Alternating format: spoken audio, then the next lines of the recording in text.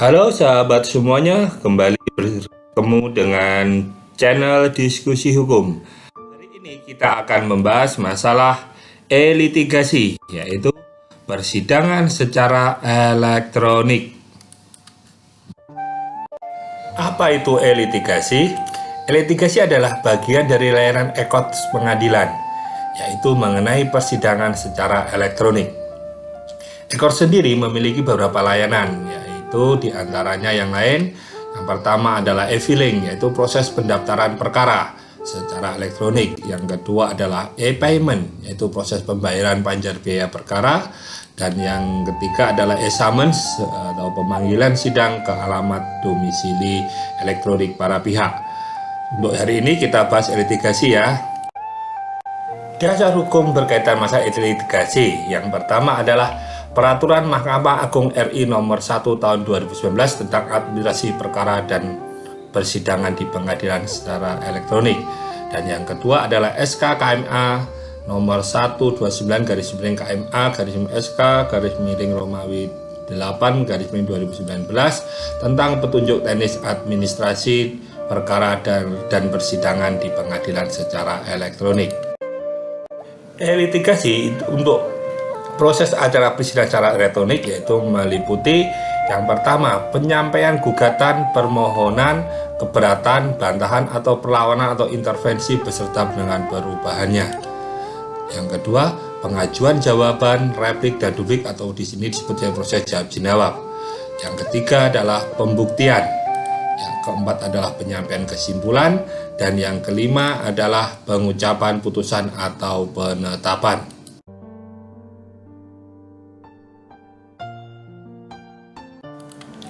Pengguna e-court atau untuk layanan e-litigasi ini siapa ya? Yang pertama adalah pengguna terdaftar atau advokat. Jadi kalau untuk advokat yang mendaftarkan untuk pengguna e-litigasi diverifikasi oleh pengadilan tingkat banding. Sedangkan untuk pengguna lain yaitu perseorangan, pemerintah, badan hukum, dan kuasa insidentil ini bisa menggunakan layanan e-litigasi atau e-court yang diverifikasi oleh pengadilan tingkat pertama. Pelaksanaan sidang secara elektronik dilaksanakan atas persetujuan penggugat dan tergugat setelah proses mediasi. Namun jika perkara tidak wajib mediasi, yaitu persetujuan setelah sidang pertama yang dihadiri oleh para pihak. Penggugat yang daftar secara e-court otomatis menyetujui dalam penggunaan acara e-litigasi. Dalam perkara tun, jika gugatan diajukan secara elektronik tidak perlu persetujuan tergugat. Jadi, pihak tergugat secara otomatis harus mengikuti persidangan secara elektronik. Hakim dalam menentukan jadwal persidangan atau court calendar yaitu menentukan pertama kali jadwal penyampaian jawaban, replik, dan duplik. Ditentukan sampai jawab karena jika ada eksepsi, kewenangan harus diputus terlebih dahulu. Baru hakim kembali menentukan jadwal persidangan sampai dengan putusan apabila tidak ada eksepsi atau eksepsinya ditolak. Jadwal persidangan ini disampaikan melalui sistem informasi pengadilan dan persidangan dilakukan sesuai dengan jadwal yang telah ditetapkan. Penyampaian dokumen oleh para pihak sesuai dengan acara persidangan paling lambat pada hari dan jam sidang sesuai dengan jadwal. Hakim memverifikasi dokumen yaitu dalam yang diajukan dalam format Word atau PDF. Selanjutnya diteruskan kepada para pihak. Jawaban yang disampaikan oleh tergugat harus berupa surat dalam dokumen elektronik. Aktivitas persidangan tercatat dalam berita acara persidangan elektronik yang dibuat oleh panitera pengganti. Perlu diperhatikan, pihak yang tidak menyampaikan dokumen sesuai dengan jadwal dan acara persidangan tanpa asal yang sah dianggap tidak menggunakan haknya. Jika alasannya sah menurut hakim, maka sidang hanya bisa ditunda satu kali saja dengan acara yang sama. Khusus perkara tata usaha negara ya, jika tergugat tidak hadir dan tidak menyerahkan jawabannya, maka acara jawaban mengacu ketentuan pasal 72 Undang-Undang Nomor 5 Tahun 1986. Jadi, panggilan kepada tergugat melalui atasannya dengan surat tercatat. Masuknya pihak ketiga dalam perkara e-litigasi. Permohonan intervensi, wajib mengikuti proses persidangan secara elektronik atau e-litigasi. Pemohon intervensi yang tidak setuju mengikuti proses persidangan secara elektronik, hakim menyatakan permohonan intervensi tidak dapat diterima, yaitu dengan mengeluarkan penetapan. Adanya gugatan intervensi, maka tanggapan para pihak disampaikan secara elektronik.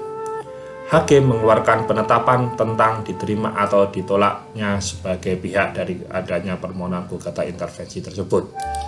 Penetapan ini tidak ada upaya hukumnya. Perkara tun yang intervenian yang mengajukan sendiri atau atas prakarsa hakim wajib mengikuti proses sidang secara elektronik. Pencabutan atau pergantian kuasa hukum di tengah proses persidangan harus dilaporkan pihak ke panitera.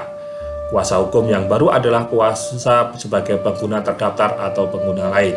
Jadi tetap harus persidangan dilakukan secara elektronik. Pemeriksaan dokumen awal pada sidang pertama. Penggugat menyerahkan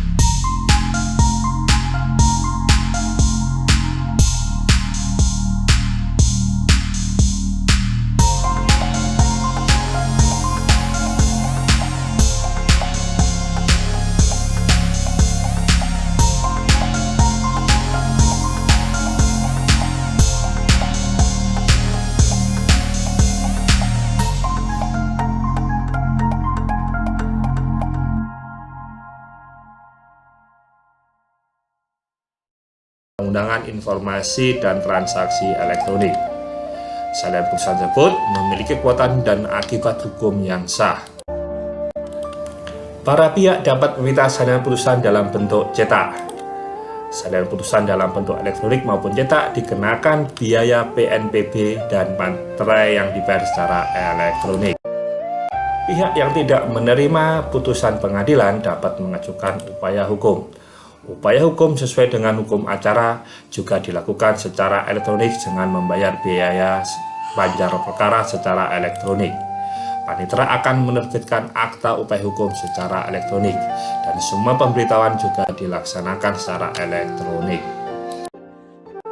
Itu tadi penjelasan mengenai litigasi dari kami. Jangan lupa klik like dari video kami dan jangan lupa subscribe dan nyalakan tanda lonceng agar Anda akan mendapat pemberitahuan video-video dari kami.